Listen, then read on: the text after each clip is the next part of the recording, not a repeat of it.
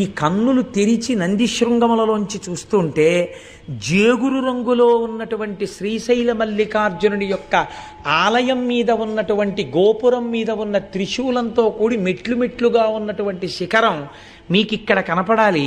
పైకి మీకు ఆ చెట్లు అవి ఉన్నట్టుగా ఉండాలి, కానీ కళ్ళల్లో మాత్రం అది కనపడాలి. ఇక్కడ చిత్రం ఇక్కడ కనపడుతూ పైన ఉన్న దాన్ని పక్కకి తీయగలగాలి. అలా ఎవడు తీశాడో వాడికి పునర్జన్మ నవిద్యతి, ఇంకా వాడికి పునర్జన్మ లేదు. ఎందుకంటే వాడు అంత ధారణ చేసి ఉన్నాడు కనుక. అందుకే శిఖరేశ్వరం దగ్గర ఒక పరీక్ష పెట్టాడు పరమాత్మ. అమ్మవారు అడిగింది ఒకసారి, ఏమయ్యా పరమాత్మ అంటే, అమ్మవారికి తెలియక అడగదండి ఈ విషయాలు, మనకి తెలియ చెప్పడం కోసం అడుగుతుంది. ఏమండి ఏమిటి, శిఖరేశ్వరం దగ్గరికి వచ్చి నందిని తిప్పి చరణందిని ఇలా చూస్తే శిఖరం కనబడితే ఇక పునర్జన్మ లేదా, మోక్షం ఇచ్చేస్తారా? ఎలా ఇచ్చేస్తారండి అలాగా? అలా కుదురుతుందా అని అడిగింది అమ్మవారు.